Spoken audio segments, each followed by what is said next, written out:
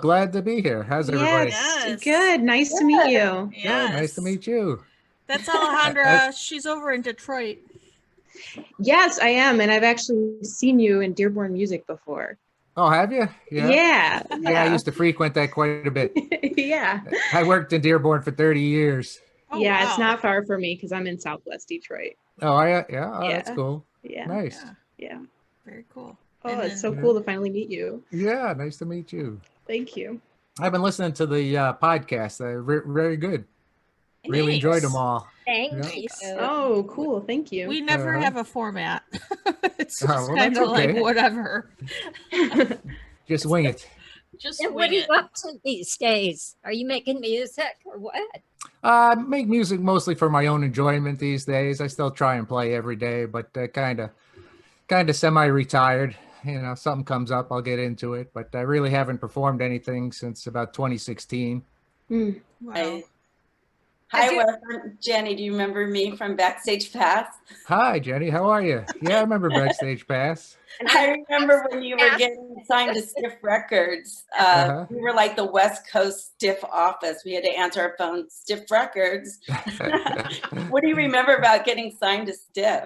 I think it was pretty exciting. We were excited about it, and it seemed like a perfect fit for us, although they really didn't know what to do with us. It ain't Stiff, you know. Yeah. Right, exactly. but they were a lot of fun.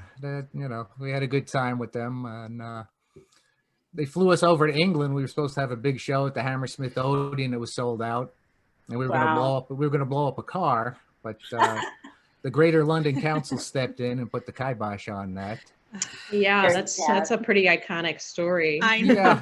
Yeah, because they were afraid that parts from the car were going to go into the audience, and they were also trying to quell punks. They were trying to keep the punks down, and amateurs. So at the last minute, they canceled the show on us. And I mean, it was pretty sad. You probably have a million stories like that. Oh yeah, tons of them. Yes, because we were very threatening to the status quo. It's got to be crazy to know your place in music history and not get the accolade that you should for it. Because it's disappointing because I think Wendy is too often overlooked or forgotten. You go to the bookstores and look at the 50 great women in rock, and Wendy's not in there, and it's really sad. So it's something beyond sexism. There's also something specifically about the nature of the power of the music and her being so non-traditional, right? Right, and like I said, she was threatening to society in general. They couldn't take a strong woman who had a strong stance and stood up for herself. We were talking about how much she would hate the world right now because it's just gotten worse. And how relevant the song "A Pig Is a Pig" is with what's going on. She was just so ahead of her time. Oh, she really was. Yeah. What was she like? Like what was it like when you first met her? What were you thinking? Like, oh my God. Well, it was kind of a different thing, and it's kind of interesting story. And very synchronistic is that I was in another band, and my band was finishing rehearsal, and a guy was coming out of the rehearsal studio across the hall, and I had recognized him from high school. And he says, you want to go down to CBGB's and see my aunt's boyfriend band? It's the first time they're playing there. So I said, okay, let's go down. So we went down there, and it was the Plasmatics' first time they were playing. And I was immediately riveted by Wendy's stage presence. She really controlled the stage. I didn't really care for the band too much at that time, but I thought she was great and real entertaining. So then fast forward about 6 months, my band broke up and I was looking for another band, and I saw an ad in the Village Voice, and it said looking for world's fastest rhythm guitar player. And I was a good rhythm guitar player, so I figured, okay, that looks fine for me. So I went down there, and it was a Lower Manhattan space, and I go in there, and it's like something out of a Fellini movie. There were all these characters in the basement, and the pipes are leaking, and there's water dripping, and I'm sitting out there waiting for my turn to audition, and I keep hearing them playing the same song. So I figured out how to play that song, and then when I finally went in there, I was able to play it. They were kind of impressed by that. But this time Wendy wasn't there. It was just the manager and the musicians of the band. So they said, you know, they liked me, but they wanted me to come back. So I went back 2 more times, and then they said, okay, we like you. We'd like you to be in the band, but you seem to have a little weight problem. You think you could lose some weight? Oh, damn. I said, sure.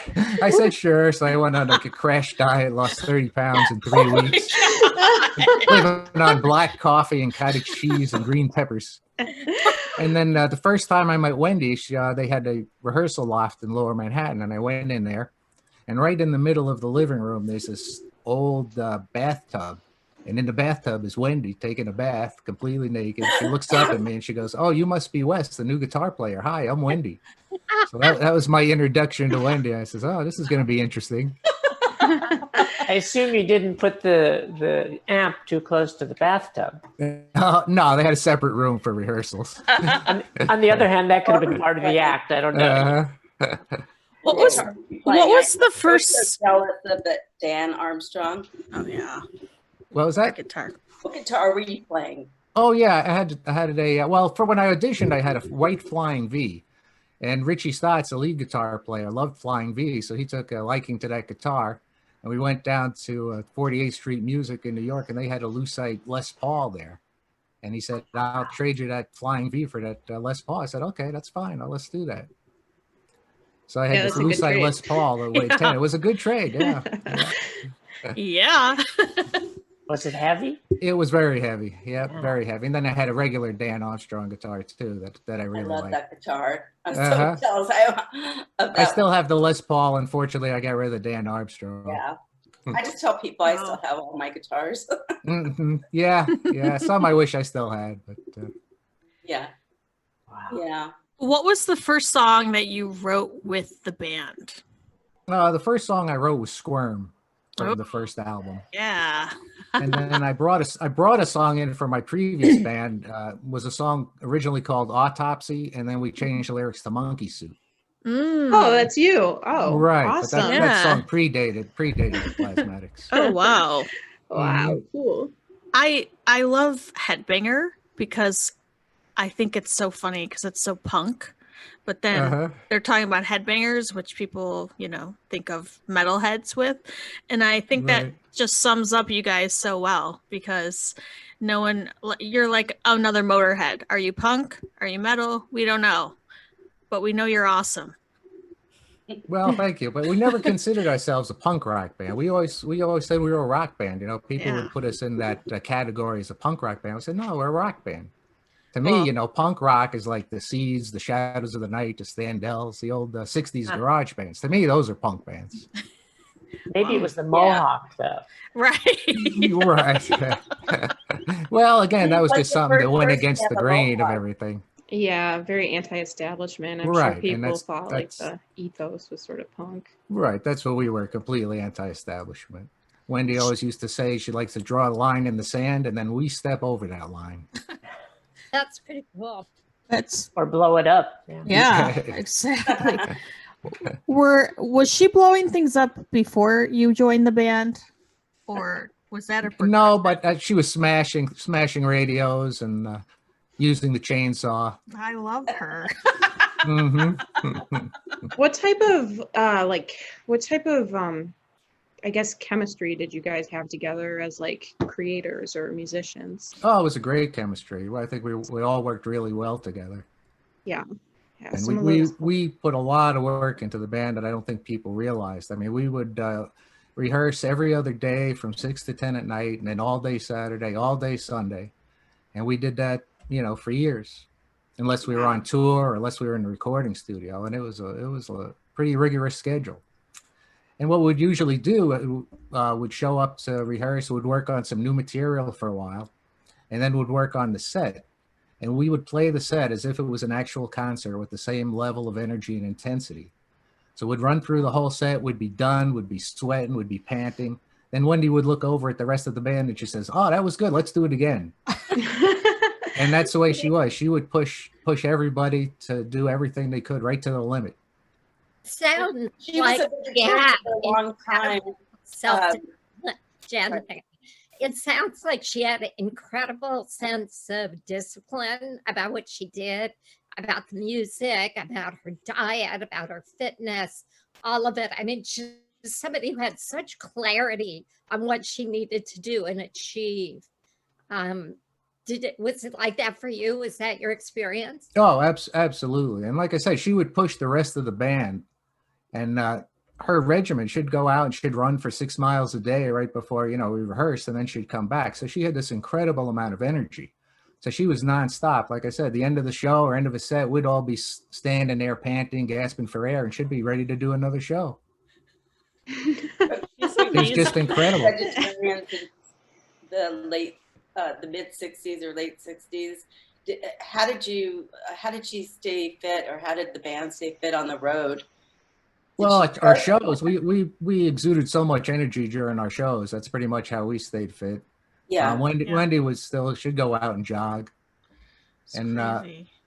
And one time she would work out in the loft. So one time she walked into a Miss Universe bodybuilding contest. She just walked in off the street and she took second place. Oh my God. She wasn't registered or anything, but she just went right in there and took the second place. Oh my God. Damn. I feel like in many ways she hasn't really had her rightful place in like the rock pantheon, but I feel like movies like Road Warrior and stuff took so much from Wendy's whole deal, and so much of the look and so much of the action to me were like plasmatic shows, Right. Mm-hmm. Yeah.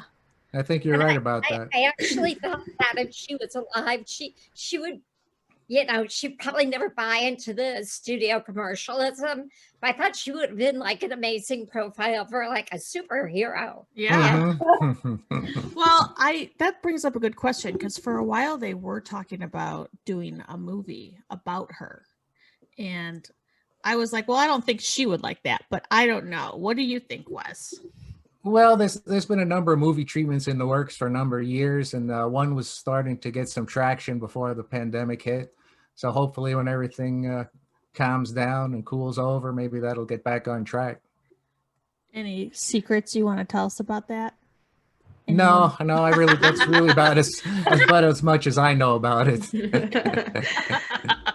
I'm like, who could play Wendy? I mean, nobody. She's one of a kind. Oh, she sure is. Yeah. Who could play Wes? I think actually, what about Gal Gadot, the woman who played Wonder Woman? Like, No, if you, I bet Gaga could play Wendy. She's stolen enough from her. Right. Uh-huh. That's one possibility. I look at Lady Gaga and I'm like, okay, you've stolen everything from Wendy and from Dale of Missing Persons. Like, everything. Well, I think Dale took some stuff from Wendy as She well. probably did, I'm sure. Wendy's like a big mystery to so many of us. What was her personality like with the band, with just you guys when you were she was hanging great. out? She was like she was almost like an older sister, like a den mother. She'd be very protective of us. She'd make sure we had all the rider in the backstage area, and we got her food and drinks, and Wow. And she was just great. She was such a sweetheart too. She seemed like She used it. She used to make some really great tea as well. Oh. Ooh. like mixtures and stuff. Yeah, she was great. She was just a dream to work with. I miss her dearly. Not a day goes by I don't think of her. Do you ever have those moments where you like feel her and you're like, oh yeah, Oh, definitely. Yeah? Yeah, You're most like- assuredly. Yeah. that's Wendy? Mm-hmm. Does she ever visit you in your dreams? Sometimes, not a lot. No. We were laughing. We were saying she probably left the world and said, I don't ever want to come back. So don't try Right. to seance. I'm not coming. Yeah, that would be Wendy, all right. Uh-huh. This is a weird question, but where is she buried, or was she cremated? She was cremated, I think. Yeah. Yeah, I imagine Rod has the ashes. I would think so. Yeah. Hmm. Are you in touch with him at all? Yes, absolutely. In fact, I help administer the website for him, plasmatics.com. and we still have all her albums out, and there's some Yep. T-shirts and records available. So that's where you could get real merch. Yes. Yes. Not bootlegged. But they have a lot of trust me, because my husband said make a Christmas list, and it's like all plasmatics.com. Because they have like original posters and albums, and it's just like a lot of the original stuff. And there is a lot of bootleg material out there as well. Yeah, there is. How do you feel about that? Personally, I don't mind it. Professionally, it's not good. Because it takes money away from the website, and that's money that we could use to put out other materials and things. So. Yeah, definitely. What was your favorite Plasmatics record or producer that you worked with? It's hard to say. I mean, I really like all the albums. I think Coup d'etat might be my favorite one, because that was the first one where I kind of stepped out and played more guitar, played more lead guitar. And we worked with producer Dieter Dirks, who had produced all the Scorpions albums up to that point. Wow. And we recorded the album over in Germany. And he was really tough. He was German, so he laid that German fist down on all of us. And he really taught us a lot about recording and playing tight and playing together. So he came over for pre-production. Actually, we had recorded the album with Dan Hartman. Right. They presented it to the record company, and they said, well, that's a good demo, but we want to record a real album. So they got us in touch with Dieter Dirks, and he flew us. We went over to Germany to record the album.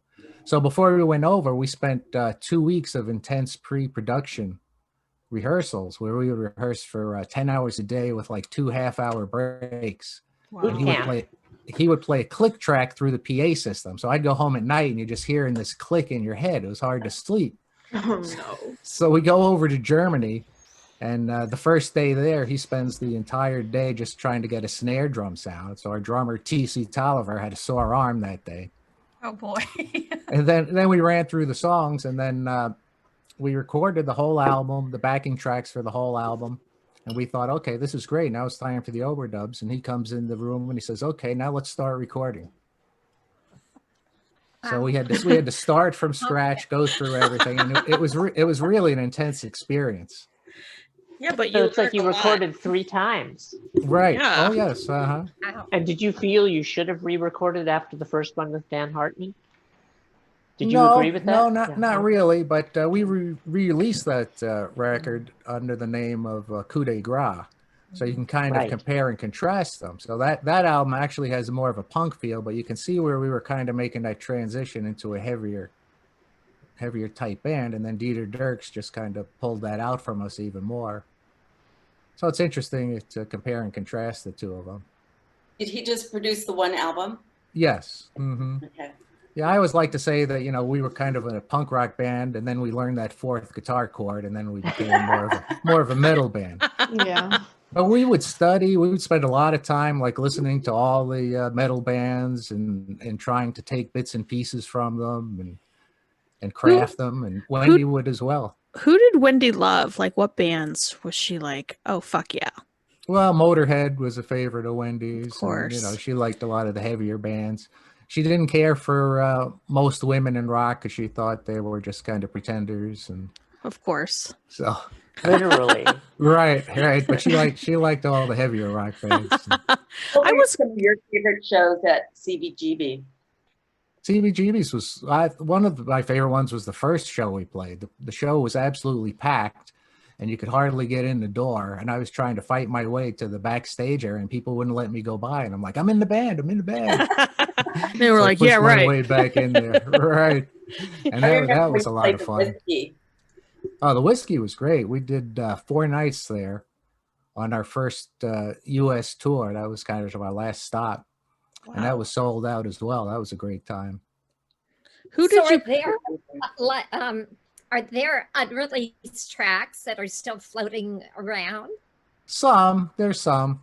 I don't know if they'll ever see the light of day, but there's a few. What are you waiting for? Oh my gosh. You're waiting for Alejandra. Her record label. Oh, that's crazy. Unreleased tracks. Yeah, I'm sure there's a lot of fans that would be dying to hear that. Yeah, me. Yeah, I'd be dying to hear some of them. Yeah. Wow. Yeah, that's incredible. Mm-hmm. So,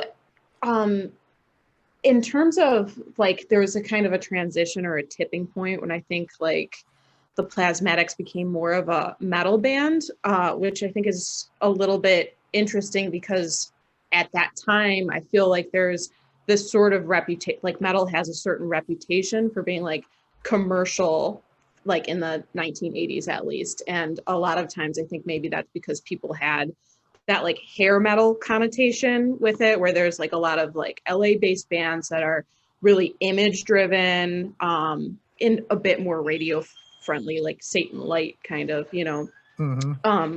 But I know that Motorhead was a big influence, but for you as a player as well, did you kind of look at metal as like a medium to showcase your skills and take like extremity to another level? Well, Or sure, like, absolutely. And you know, Wendy liked to push the envelope, and she liked to try different things. She was absolutely fearless. She wanted just to do everything she could. And it was the same with the music. In fact, when we saw Motorhead for the first time, it was on their first tour, and they were opening for Ozzy Osbourne's Blizzard of Oz, his first solo tour. And we went there, saw Ozzy play, and Randy Rhodes was the guitar player. And I remember watching him and thinking, why am I playing guitar? This guy is just incredible. Yeah. And I mean, I was ready to just give it up then. But what I did is I went out and I studied his playing, and I studied his live tapes, and I listened to some of his instructional materials. And then I used some of that and applied it to what we were doing.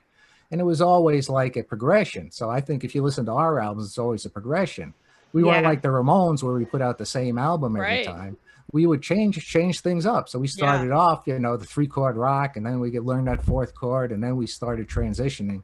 You know, Coup d'etat was kind of our metal album, and then we went. The next one was Wendy's solo album, the Wow album, and that was more of a commercial type metal album.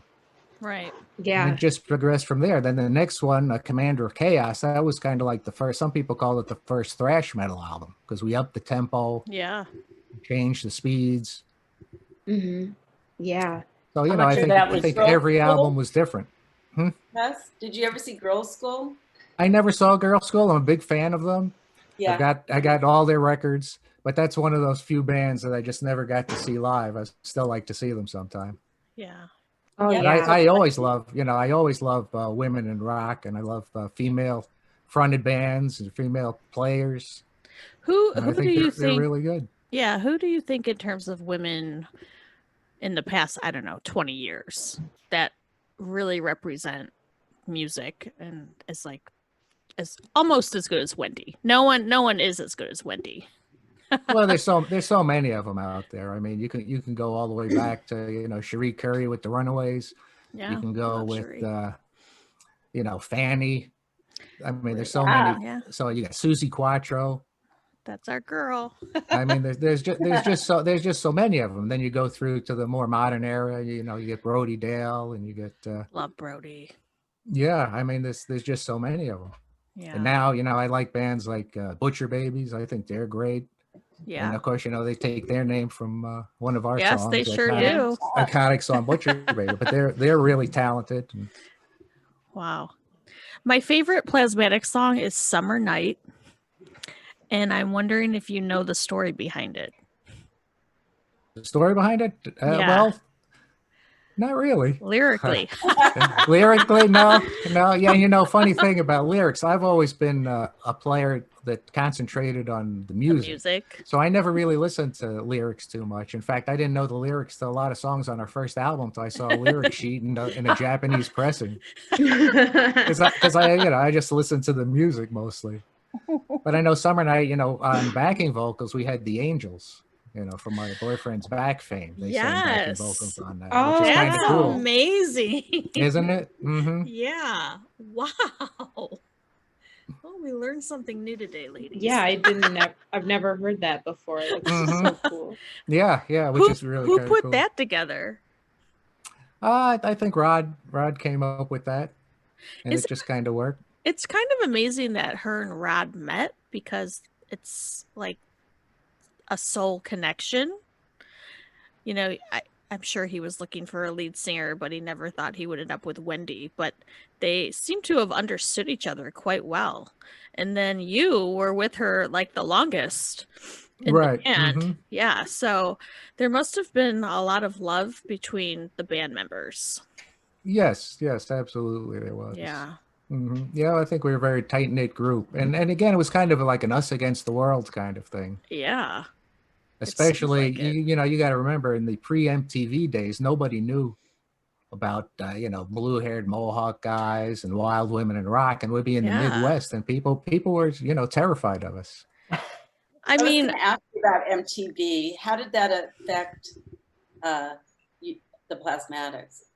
Well, they, you know, again, we were too much for them. They would play some of our videos, but not until like 3 or 4 in the morning, and kind of light rotation, and we kind of, you know, didn't really like MTV too much. Right. They were more mainstream. And, yeah. They were threatened by Wendy. I have a video of, I don't think it was called Headbangers Ball when she did it. It was called like Metal Mania, and she's hosting. And she's so wild. I just love her. But you could tell, like, there was no format at all. They were just letting Wendy do whatever. I'm like, this must have been on at like 3 o'clock in the morning because there was no format. But like even the episode where she's hosting, they don't play a Plasmatics video. Right. Yeah, that's kind of typical. Yeah. I remember we'd be doing shows in town, and when we were on Capitol Records, the local DJs or the local reps from Capitol Records would come in and come backstage, you know, want to hang out and talk with Wendy, especially like, you know, the DJs. And she'd go to them. She goes, "Well, you're playing the shit out of our record, aren't you?" And they'd start getting nervous and look at her and like, "Well, no." And she goes, "Well, you are playing the shit out of our record, aren't you?" And they're like, "Well, not really." And then she'd throw them out. She'd, "Well, get out of here." and that came, you know, that transpired many times on tour. Good for her. So the whole Randy Rhodes, did you ever see him live? Did you ever see him with Quiet Riot? I went to high school. Oh, no, I never saw him with Quiet Riot. But I did meet Carlos once. Oh, yeah. Yeah. Randy was quite a force of nature, his playing. Oh, he was amazing. Yeah, he was amazing talent. One of my influences was Randy Rhodes. Kind of like the 3 R's: Randy Rhodes, Mick Ronson, and Joey Ramone. Yeah. Wow. Right. Yeah. Wow. Yeah, definitely. And Johnny Thunders is my all-time favorite guitar player. Yeah. Wow. That's amazing. Cool. So the whole auto-destructive element of it, you know, you had the Who and the Move, I think one time blew something up, but you all took it to this, like, you know, way out there dimension. How did you feel about that when that was first proposed? A little apprehensive. I mean, we went out to a parking lot on Long Island in Queens by a pier to do some testing, and our pyro guy took a gallon of gasoline, put some charges in it, and blew it up, and it's just a giant fireball. It was like, oh, this is going to be interesting. And we basically just were flying by the seat of our pants. Our pyro guy basically taught himself how to do these things. So it was kind of interesting. That could be a sharp learning curve. Yeah, I think it was. And Wendy did her own stunts. Yeah. She did her own stunts. And like I said, she was fearless and she wasn't afraid to try anything. I worked on the movie Reform Schoolgirls. I was part of the production team. And I remember when she was in it, and she absolutely insisted on doing all her own stunts, which of course they were scripted to parallel a lot of the stuff she had done, you know, breaking out of the bus and all that sort of stuff. But being on the production side of it, it was like all the insurance waivers, everything went out the window. They said, right. Oh, yeah. You guys kill one of the leads of your movie, it's all on you. Right. Well, I remember when we were doing the Damn video and she was on the roof of the bus driving down the desert, and me and Richie are sitting there watching it going, well, if something happens, there goes our job. Oh, jeez. I think fearless is the best word to describe her. And I'm just amazed still all this time later. There's nobody like her. She's No, and I don't think there absolutely will be anybody like no, her. I don't think so either. And I don't think you can even describe her. I mean, she was just so chaotic and feral, but she seemed like such a sweet person at the exact same time. Right, absolutely. She was well Yeah. grounded and Yeah. yeah. Did strong work ethic as well. Did she keep in touch with her family? Because I know she ran away at 16. Not too much. Not Yeah. too much. She had a sister, so she was pretty close with. She would see. And I Yeah. remember we did a show at CBGB's once, and I think right before we went on, she learned that her father passed away. Oh. But she didn't say anything to Shit. anybody about it until after the show we found out. And Wow. she put on the same level, same intensity show that she did every time. Wow. So she was a tough character. She was. Well, you must have been too, because you Right. stayed with her all that time, and you Yeah. were such an essential part of that band. Right. Mm-hmm. Yep. I really enjoyed it. And I thought, we worked well together and tried to help keep things together when I could. Could that band happen today? I don't think so. Because there's nobody like Wendy. I mean, some have tried. I mean, you've had Texas Terry, who tried, but I don't think anybody's really had the same level of intensity. No. I would agree with that. Yeah. Definitely. We were talking about how she was so healthy. What did she eat on tour? Because I know she was vegan since 1968. And like nowadays, everyone's vegan. But there she was. Then it wasn't easy. And, no, I know. and our tour riders would shake up the promoters quite a bit, because there'd be things on there like no white bread, unfertilized eggs, raw peanut butter. I mean, we ate healthy on the road. Of course, we did have some of the junk food, but no processed meats. And it was interesting. And some of these promoters just would kind of lose their minds, like, where am I going to get unfertilized eggs? Right. Want to go back to the blue M&Ms. Yeah, I remember being in Ohio and having to get a crock pot for somebody that decided they were going to be macrobiotic for a day. And at one time, Rod and Wendy were growing 90% of the food they ate in their loft. They were growing like wheatgrass and putting it through a food processor and drinking it, and She kept you guys all healthy. Yeah. She tried to. As healthy as she could. Do you eat pizza now and you just hear her going, don't fucking eat that? Sometimes. Especially if I eat a steak, Well, it's also interesting to hear a story like this where drugs, at least for her, I don't know about for the rest of you, didn't play such a big role. Almost the opposite, and that seems like that's was something that happened later, but with other bands. But again, it's kind of groundbreaking. Well, you couldn't do drugs with our show because there was something going on every second. There were things blowing up, and you had to be in the right place at the right time. And we tried to be as tight as possible, even though it looked like it was out of control. It was really tightly controlled. It was. Did you ever get hurt?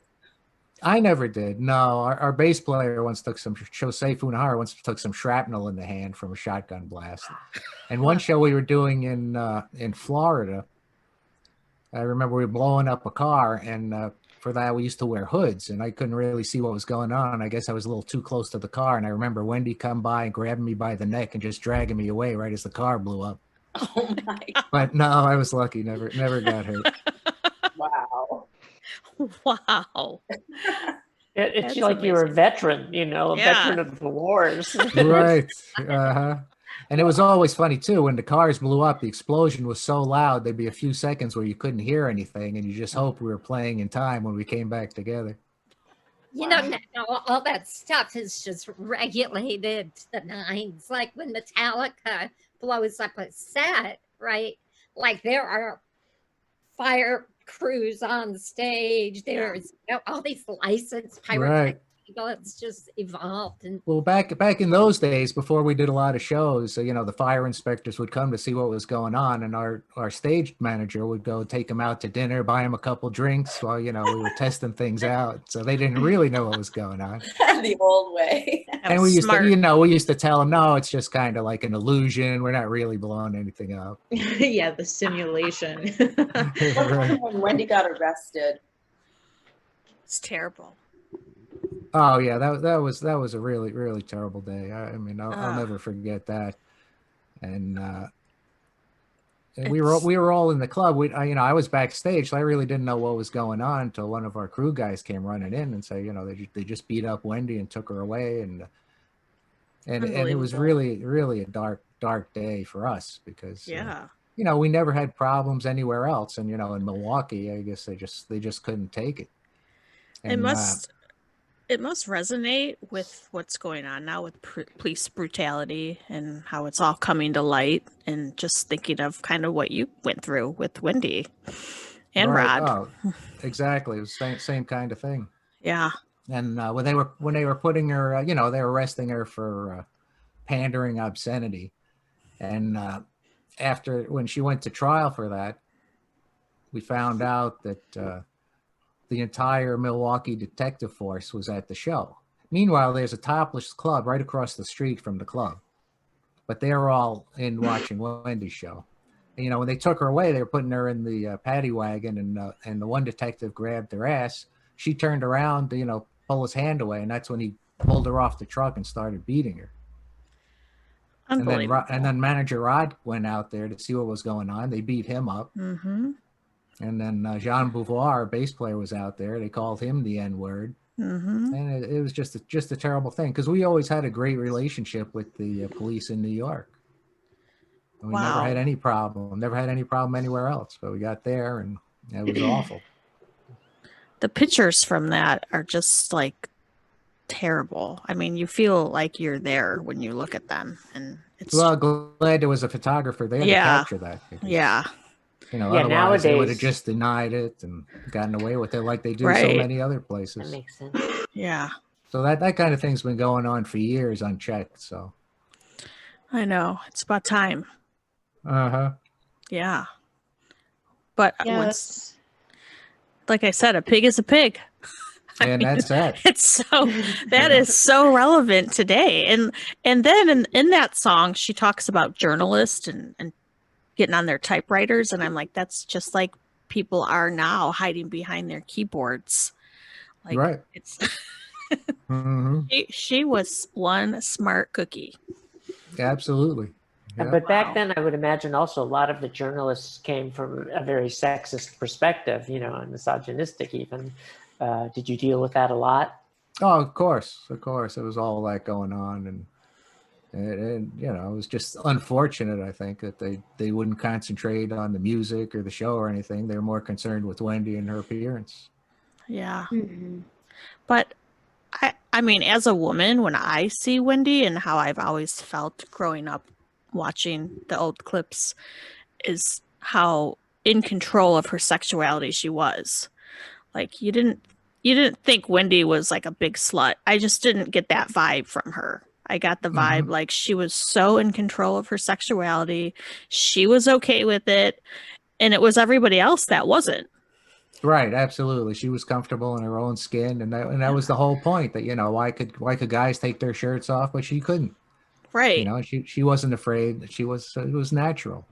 And you had an amazing fan base too, and that they, you know, you see some of the footage, and it doesn't seem like it's just a sexist thing. It's just like, here's a powerful person, and is that generally true? Right, absolutely. And again, that was threatening to, you know, most of mainstream America. I would think.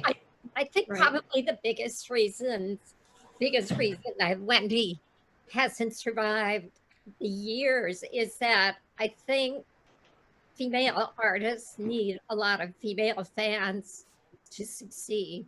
And I think it was hard for Wendy to amass that big of a pool of just normal girls at the time who would promote her. You know, she was such a visionary player and role model. It took a really special kind of person to especially women, to step out and applaud her. And I think without a lot of gender stereotypes, I think a lot of men understood her better than women did. And I think that is part of the reason, maybe, that she wasn't able to hang on to her fame. What do you think? That's possible. That's possible.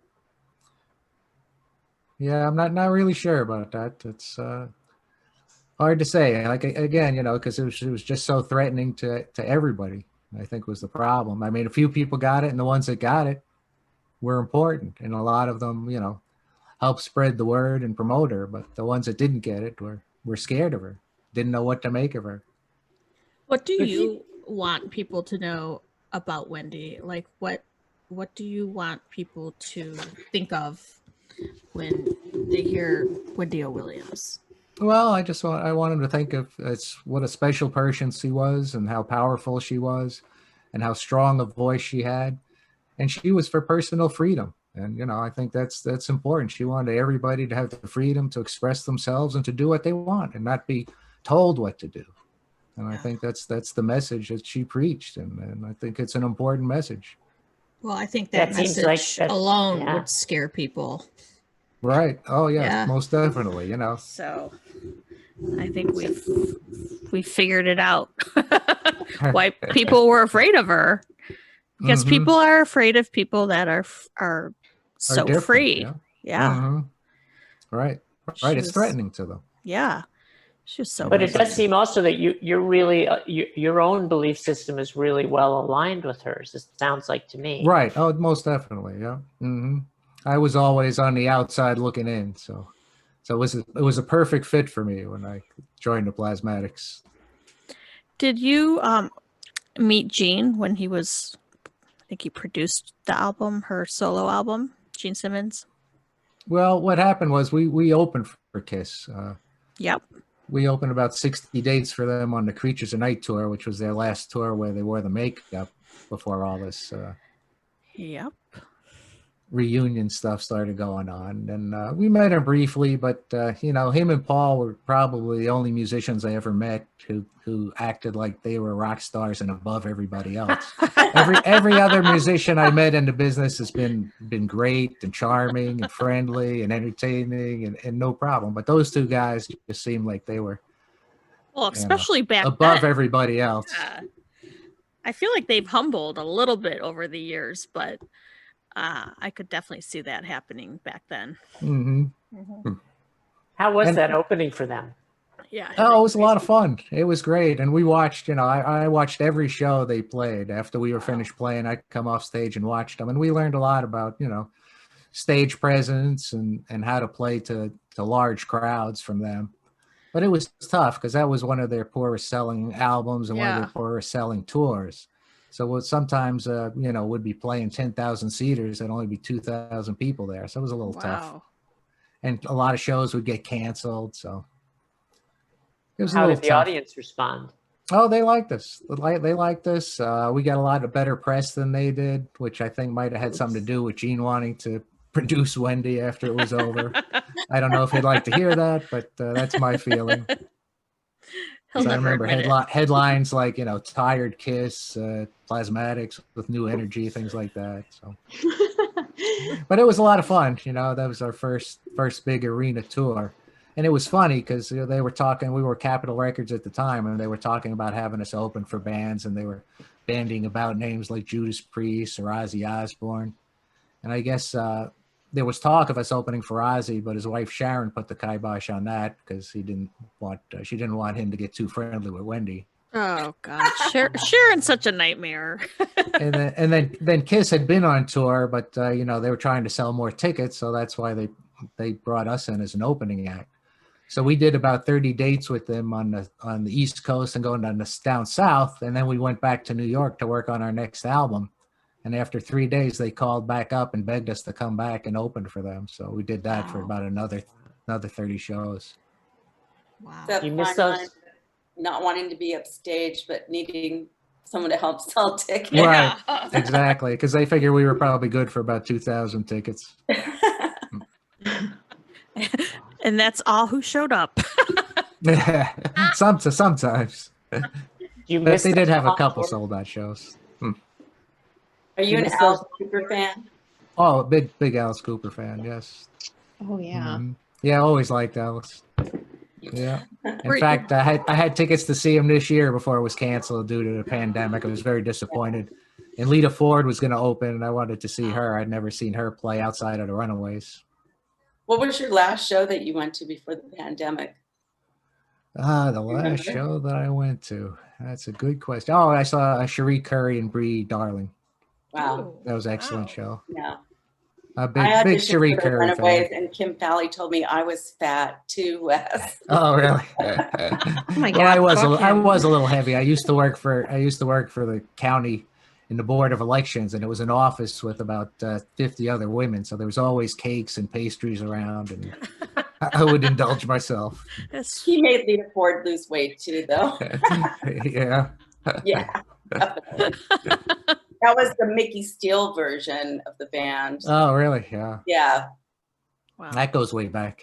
yeah, it does. Yeah. Mhm. And then I later met her in the Bangles, but Oh, did you? Uh-huh. yeah. Did Yeah. you miss those 8-hour rehearsals and long tours? I don't. You know. But the recording, maybe. It was good. It was good. It was good discipline, and I'm a very disciplined person, so I didn't mind it. Yeah, I kind of got that impression. Like, if you're taking the initiative to learn all these Randy Rhodes stuff and you're looking at every performance as like a sort of learning opportunity, like watching other entertainers, you know, like being in the Plasmatics was probably a really good opportunity to enhance your discipline and your creative skills. It's kind of like, Absolutely. Mhm. yeah. I can imagine that's like just done a lot to cultivate your personality and like your talent as a musician. Right. Definitely was. Yep. So cool. What was the 90s like for you? Because my husband says that is the worst decade in music. I grew up in the 90s. Yeah, the 90s. like, You know, I hey. remember the 80s, the 70s, the 2000s. The 90s are kind of a blur. Yeah. Although I relocated to Detroit in '86, and I joined another band, local band called Shock Therapy, which was at that time like an industrial gothic type band. Ah. And I kind of brought a more rock, punk, heavier kind of sensibility to the band, and I played with them for about 10 years.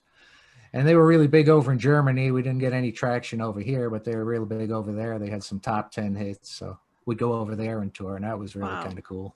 That's very cool. Were you writing songs for them as well? Yes, wrote some songs for them. Mhm. They're called Shock Therapy. Shock Therapy, yeah. There's some videos on YouTube you can check out if you'd like. It was kind of an interesting band. Unfortunately, the singer, which I didn't realize at the time, but later on learned he was bipolar schizophrenic, which was not too cool. And Yeah. he It's ended up trying to set a neighbor's house on fire, which Alejandro would know that they tend to frown on in Detroit. So they sent Doesn't stop. him It doesn't sent him to stop people jail. from trying. Yeah. Yeah. Sent him to jail for 7 years, and then when he got out, he was not the same. Got into some bad things, and he OD'd. Oh. Are So that you was kind of sad. were you born and raised in Detroit? Oh no, I'm originally from New York. Okay, that I was thinking that you have that New York accent. Dang. Right. New York City? Long Island, Okay, outside it's the close city. enough. What Yeah. took We'll you to count. Detroit? We'll count. Well, when we were on tour, I met my wife here, Oh, wonderful. and I was kind of tired of the rat race. And at the time, we were getting ready to record the Commander of Chaos album, and Wendy was in St. Louis doing the Rocky Horror Music Show. Mm. And we were rehearsing in the loft at the time. It was winter, it was cold, and didn't seem like much was happening. And I just needed a break from everything. So I kind of left the band for about a 6-month period, moved to Detroit, and then I went back and worked as associate producer on the album, did some backing vocals on it, and I play on a live track on there. And then came back to Detroit, and then when Wendy was working on the next album, which became the Maggots album, again, Rod called me up, wanted to know if I wanted to work as associate producer on that. And I said, sure. So I went back to New York to work on that. And they said, we're about a song shy. I said, well, maybe I can work on something. So I wrote a song for that. And he says, well, you feel like playing guitar on the album? I said, oh, okay, yeah, I can do some of that. Did some backing vocals. And then I, from there, rejoined the band until she was done. So that was kind of cool. So they lured you back in. Right. Yeah, it sounds like to me. Yeah. Yep. Yeah. What was the conversation like when she was like, I am done. I'm not performing anymore? There was never really that conversation. No. We had done a tour for the Deafest and Baddest album, which was the last album we did, which was kind of a heavy metal rap album. Yeah. And probably like the first heavy metal rap album. Yeah. That's a good album. It is. I really like that one. Yeah, I like it. It was essentially me and a drum machine. Yeah. And, we didn't have a bass player on the album. And then we brought in Katrina Johansson. She played guitar on the album. And LaDonna Sullivan did backup vocals on the album. So we had 2 women in the band for a brief period of time. But that album was a lot of fun. And then after the tour was over, everybody went their separate ways, saying, okay, we'll get back together and we'll be in touch. And just kind of fell apart from there. Rod went on to do other things. And was really no money coming in. So that was kind of it. Yeah. So it didn't end with a bang. It just kind of When was the last time fizzled away. you spoke to her? The January before she died. Yeah. I had a nice conversation with her. My daughter was just born, and I was hoping she'd be able to meet her. Wow. She'll live in her And spirit. we had a nice conversation. Right. Absolutely. Yeah. Does your daughter, what does she think of Wendy when she hears the story? Oh, she likes her. She likes her. She sports Plasmatics t-shirts. And good. I remember one time we were out, and then she was wearing a Meet the Plasmatics t-shirt, and the guy stops her, looks at her, and goes, "You're a little too young for that." And I said, "No, she's not."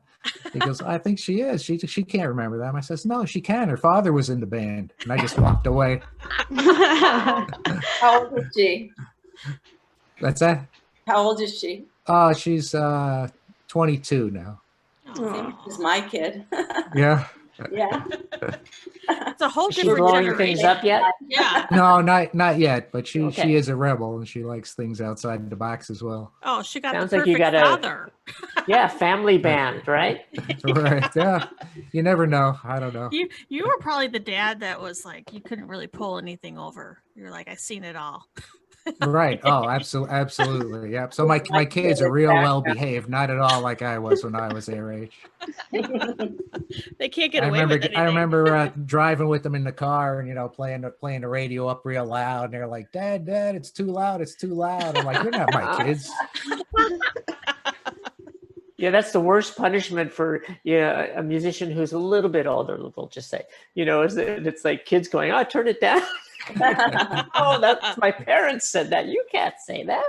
Right. What do you think of music now? Like, I mean, some of it's just terrible, especially the Some of it, mainstream. most of it is just it's terrible. It's hard to listen to. I mean, there's a few bands that are okay. Like I said, like the Butcher Babies, and there's some other bands I listen to. There's some pop bands I listen to that I think are pretty cool. Like this band called the Dolmens. Mm-hmm. I think they're from Scandinavia somewhere, but they're kind of like a poppy female-fronted band that are good. There's a band called I think it's the Suffragettes. It's like an all-women instrumental band that's really cool.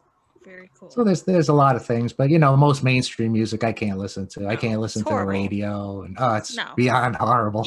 Even satellite radio is horrible. Like, they've played the same crap over and over again. Yeah, some of it. Yeah. It's just like, stop. It's horrible. Well, that's why I have CDs, and all my cars have to have CD players. So. Oh, yeah. What's on your list? What are your top 10 CDs in your car? I rotate them all the time, so it's hard to say. Right now, I've been listening to the Best of Power Pop 2019 edition, put out independently by a gentleman named Bruce Brodeen. There's some really good songs on there. A lot of songs, you've never heard of, bands you never heard of. See what else I got. What else? I listen to some Kiss bootlegs. Listen to some of that. That's pretty interesting. Were you a Bon Scott AC/DC fan? Oh, yes. Yeah, I like Bon Scott. And I like Brian Johnson, too. I like both of them. I've been listening to some Johnny Thunders live CDs as well. Okay. So I'm all over the place, really. Do you still feel inspired? Oh, absolutely. Absolutely. Yeah. I try and pick up the guitar when I can. It's kind of hard to do with, life in general. But I still try and pick up the guitar. I've actually bought a few new guitars this year, new amps, some new effects pedals. So I still stay inspired. And I still play, still write songs. Well, wait, which ones for all our what I buy? What did you buy? I discovered this company called Harley Benton. Yeah. They're imported out of Germany, and they make these really inexpensive guitars that are real cool. Are you into pedals? Do you have a pedals? Yeah, somewhat. I got a bunch of pedals. I got a Big Muff Deluxe pedal. Oh yeah. I got a Tech 21 PL1 fly rig, which is kind of like a amp in a small package that you can just plug right into a mixing console. Yeah, those are amazing, right? Replaces your whole. Oh, it's incredible, really incredible. Then I got this new amp. It's called the Spark 40. It's like the size of a lunchbox, but it's an amp. It's a app-driven amp, and it'll take songs. You can download any song off the internet, and it'll show you the chords and generate backing tracks for you, and you can play along with it. It's got tons of effects and amp simulations. Sells for about $300. Cover your ears. Don't. She's gonna start buying. I was gonna say no.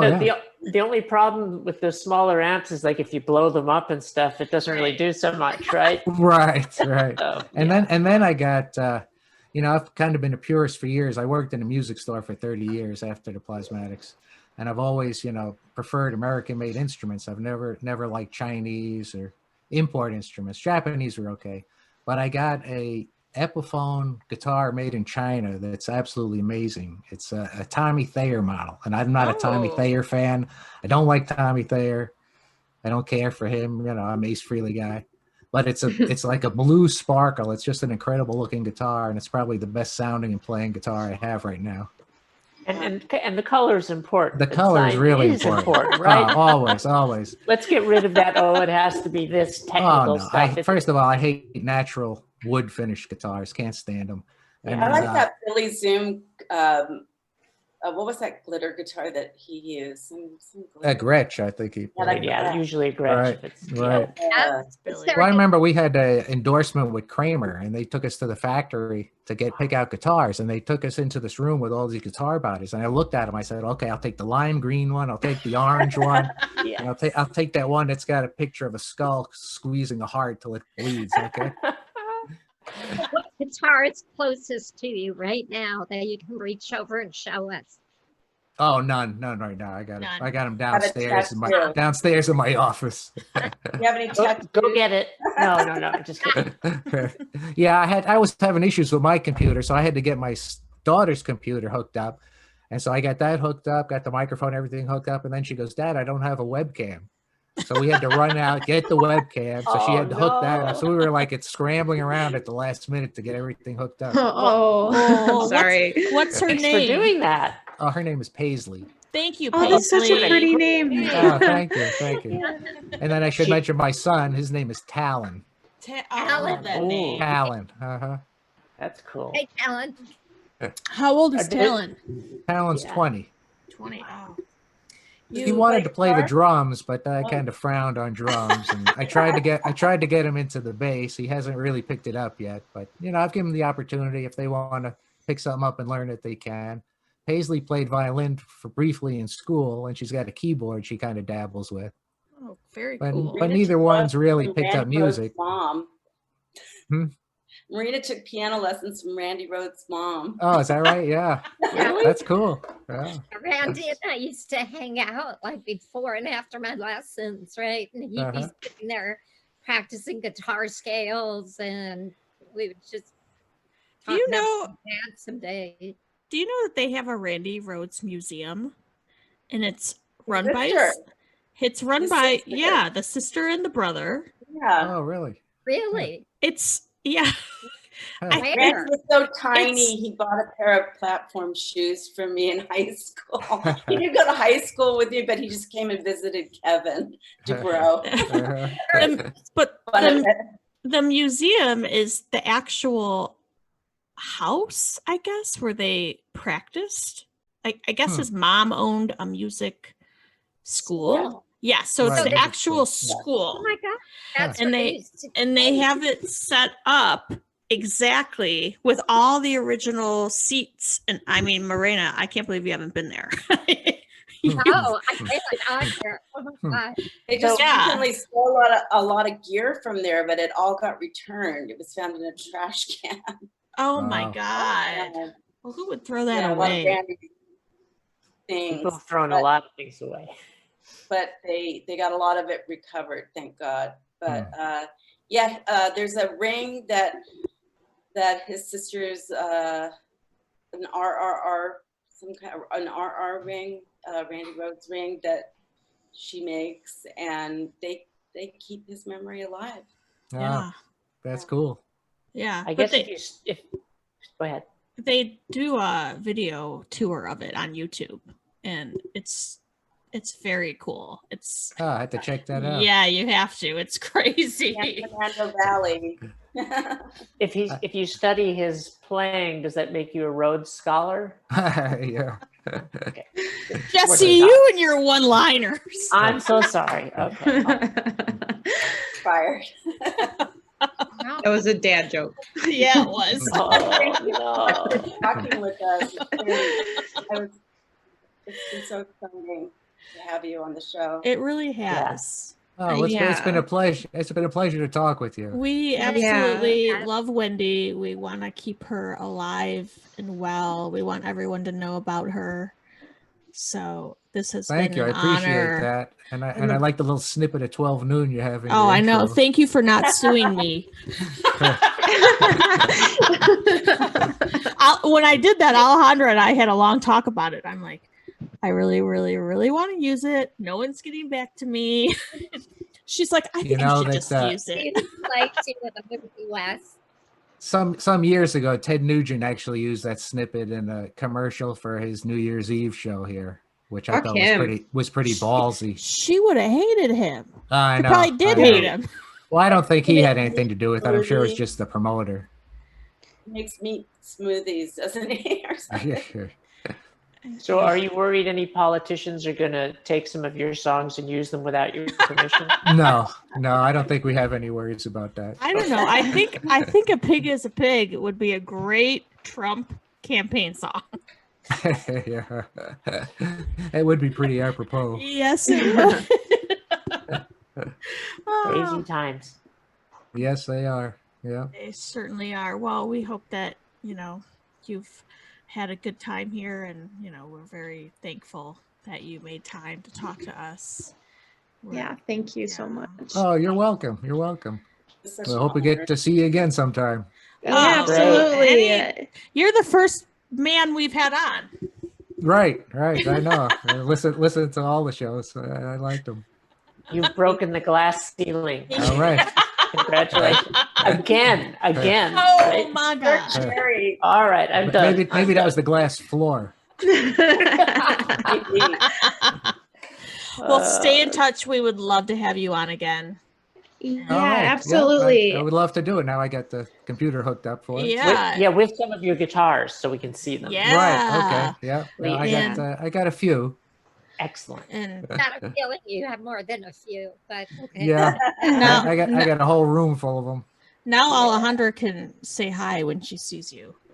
Right. Absolutely. Yeah, definitely. Yeah, I will. Well, I hope Well- to get to Dearborn Music again sometime soon. Yeah. Yeah. Yeah, we do too. Yeah. I was there recently. I got a were ya? bunch of stuff. Did you? Yeah. I was there recently and I got a bunch of stuff. They're pretty good with their dollar bins. Like they still have like inexpensive vinyl, where a lot of record stores, like that's just a thing of the past. Like, You ever go Yeah. to a 25 in Charles? That's got some good stuff. You're no, familiar with that store? no. There's one. It's across the street from